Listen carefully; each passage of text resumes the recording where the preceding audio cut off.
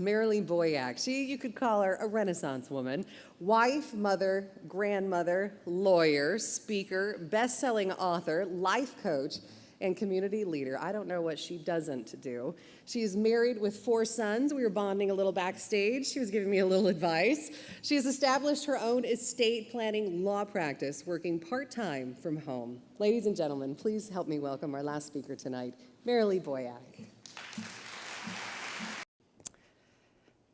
Good evening. It is so great to be with you, and I'm just so proud of you all for coming to work on our parenting skills and to get some ideas, and I know I have gotten some ideas.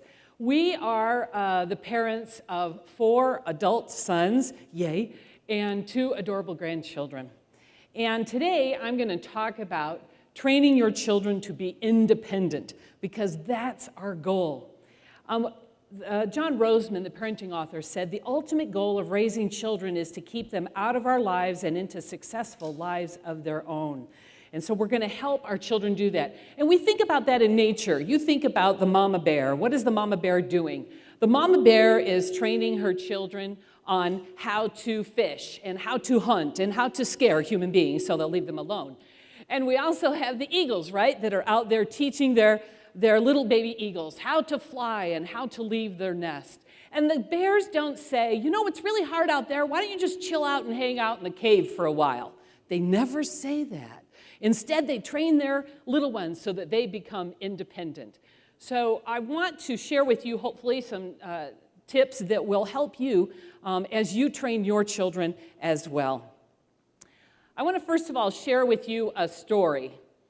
I had a friend who had 4 sons a little bit older than mine, and she used to brag that she taught her sons how to make their beds when they went off to college. And I always thought that was just terrible.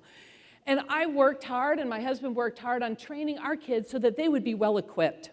So I was sitting in a meeting one time in my kitchen with this woman and a couple other ladies, and we were having our little meeting, and in behind me walked my son Tanner. There's a picture of him. He was about 3 at the time, maybe 4. And he came in and he went to the pantry and he got out the peanut butter and the jelly and the bread, and he brought them out and he put them on the floor. And he began to make his sandwich. And so I'm watching this out of the corner of my eye, just wondering how long it's going to take these ladies to kind of flip out. And it didn't take long. And they began hopping up and down in their chairs, and they were pretty freaked out. And finally, the one woman said, "Marilee, do you realize your son is making a sandwich on the floor?" And I turned to him, and he had just finished and taken a bite with little fiber, you know.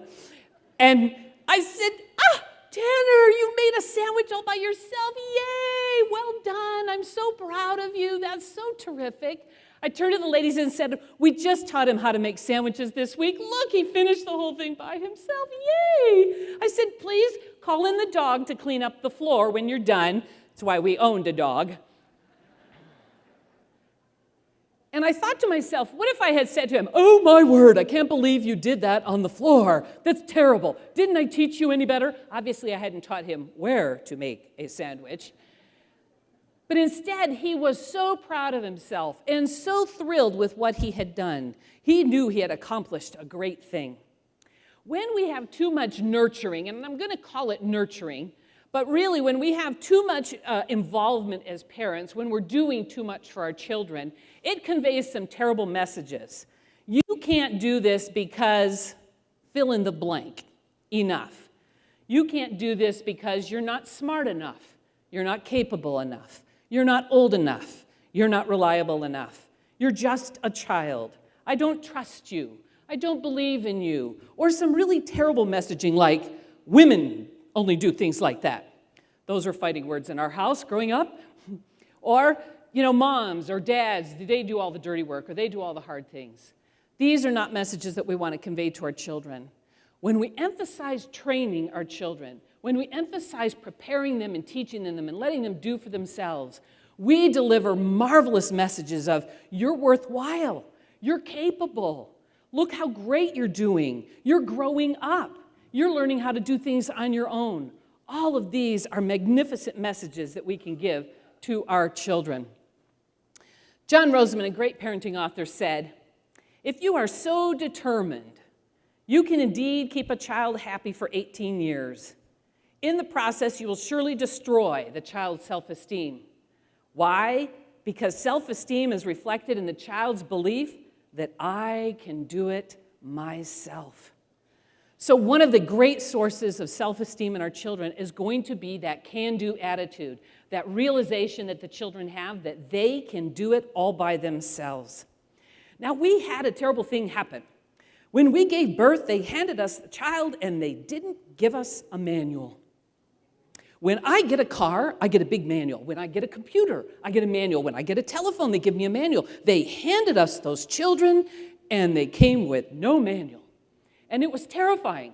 We just looked, did you have this experience? We looked at our child and went, oh my word, what are we going to do now? We've babysat these things, but we have no idea how to raise one. And so we searched high and low for the manual, and we couldn't find one. So we wrote our own. We began to sit down and write down all the things that we could think of that our child needed to know by the time they were 18 so that they could be an independent adult. We wrote and we wrote and we asked people for ideas and we developed a wonderful list that we began to use. We then broke it down by years so that we could figure out what in the world we were supposed to train our children to actually do. I'm going to share with you our training chart, but please know you can do your own. You can start the same list that we did. Our list can be found in my book called The Parenting Breakthrough. And here's how it works. So for example, for a 3-year-old, you're going to teach that 3-year-old how to dress themselves. And yes, indeed, they're going to pick out their own clothing. That's kind of the scary part. They're going to be, hopefully, toilet trained at some point in their age of 3. They're going to begin to brush their teeth, pick up their toys, and say their prayers. These are the things that a little 3-year-old can learn how to do all by themselves. When they turn 4, things start to pick up a little bit. They're going to brush their teeth, make their own bed. They're going to make their own breakfast. And yes, make those exciting sandwiches, very exciting for a 4-year-old. They're going to begin to clean their room, clean glass tables, and unload the dishwasher. And when we're training our children, give them their own tools. They love it. So when you have them, for example, when they're going to clean their glass tables, get them their own spray bottle. They love spray bottles. Put their name on it. Have a big ceremony. Here is your spray bottle. Very exciting. Later on, when they learn to dust, have their own personalized Swiffer. Have their name on it. We gave them their own little tote to carry their cleaning supplies with their name on it, emblazoned. It was fabulous. They loved it. As they turn, for example, 6 years old, they're going to begin to shower on their own. They're going to get their beloved Swiffer or dusting cloth. They're going to learn to dust. They're going to load the dishwasher, clean the sinks, run the microwave. I actually started teaching them at 3 because I don't like to cook. They're going to water plants. They're going to have their own exciting watering can. Very thrilling, very, very thrilling. And so each of these years, we're going to begin to train our children more and more of the skills and the family skills and the life skills that they're going to need to have to be an independent adult. Let's jump ahead to those lovely teenagers. Teenagers love nothing more than learning how to be a grown-up. So we give them grown-up things to do. For example, a 13-year-old is going to learn how to sew. And yes, all our sons learned how to sew. You bet. Shopping and sales, bargain hunting, party planning, jump on down. They're going to learn grocery shopping. I encouraged that at the age of 13. They did all the grocery shopping for the family. They would learn how to do simple budgeting and develop their own budget. They would also pay the household bills. That's a dawning revelation on a 13-year-old. It curbs a lot of things. It's awesome. They're going to use an ATM because they're going to have their own bank account. And they're going to certify for CPR. The age of 14 is a pivotal age for a child. At that age, they want nothing more than to be an adult and to be treated like an adult. So we're going to let them. We're going to train them in some really adult things. We're going to have them, for example, use their own debit card and have their own bank account with their own debit card. They're going to learn about interest, debt, and securities. They're going to pick a business skill, and for this, we would have them do internships and shadowing so that they could actually get out into the workforce and see what jobs were like. They're going to vote with a parent. Great, great thing to do. They're going to change a flat tire, learn about household repairs. At 16, oh my word, full adulthood is dawning on these children. So they're going to do adult things. They're going to understand credit cards and how not to have one and how not to use one. They're going to learn about retirement planning. You bet, at the age of 16, we're preparing them for adulthood. They're going to learn about resume preparation and interviewing. Do you see all these things? They're going to do a tax return. They're going to do all these awesome adult things at the ages of 16 and 17. So you just kind of got overwhelmed by that list because you had no idea there was so much to raising a child and training them to be an adult, did you? So let's talk about how to train a child very briefly. Please remind yourself constantly that this is training. So when we're training, we're going to introduce the task to them far in advance. Why? Because you want the reaction. You say, Johnny, you're going to do taco salads in a month. Johnny may say, oh, I love taco salads, sweet. Can I start now? And you say, by all means. You bet, we'll start you now. Or Johnny may say, I hate this. I can't believe you're making me do this. I hate cooking. Why do you torture me? And then you'll know you have to approach things a little bit differently. Also, we're going to have a training period. During the time we're teaching and training our children, please remember that it takes an average of 8 presentations to teach a child. 8 on average. Some things will take 20. Some things will take 1. During this period, please refer to it as a training period. Don't get upset with them. Just say, no problem, more to learn. We're also going to practice and check up. And then, once they start to get the hang of it, have it be part of their chores.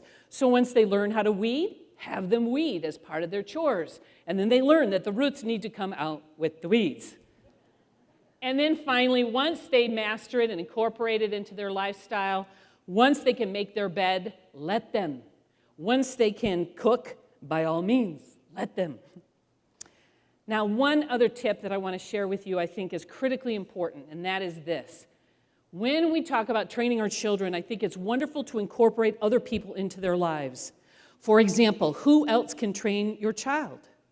Older siblings are terrific. I can remember my oldest teaching my third how to clean a bathroom. Nothing like hearing 2 little boys talking about cleaning a bathroom and aiming better, because they have to clean it. We also use the neighbors. We had a neighbor that was an avid cyclist, so we just shipped the boys over there and said, can you teach them about bicycle care? And they were quoting Ernie Forever. We can use grandparents. We can use aunts and uncles. We went to scout leaders and said they need to learn about interviewing and resume preparation. Can you do that as an activity? We incorporated all kinds of people. Don't you teach them about retirement planning. Take them to the finance planner. That's his job or her job. Let them do it. And you can involve all kinds of people into the training process. By the time that child is 14, most of their training should be done by other people. That will save your relationship. Absolutely. When we're training our children, we can also use it and tie it to privileges. For example, when they want to babysit, we can tie it to being able to cook and to do CPR and first aid and childcare. And that way they are highly motivated to learn those skills to be able to make the big bucks that come from babysitting. Let's be realistic. In the short run, this is more work and involves our parenting a great deal. But in the long run, it will be far better for our children. As we invest the time in helping our children to grow and develop into capable, worthwhile, independent adults, we will give them the equipment that they need to face the future well. We don't want to send them off into the world having to learn all kinds of things that are still left to be learned. Instead, these are wonderful activities to do as parents. These are wonderful activities to do as grandparents that we can help our children prepare for a successful future. I am here to tell you now, as a mother of adult children, that this training is worth it. It is amazing to give the child the confidence and the certainty that they can handle life, that they can handle their future. And so I wish you happy parenting and good success as you too join in this wonderful journey of raising the next generation of capable, wonderful, worthwhile children who will be adults. And I appreciate your time. Thank you very much.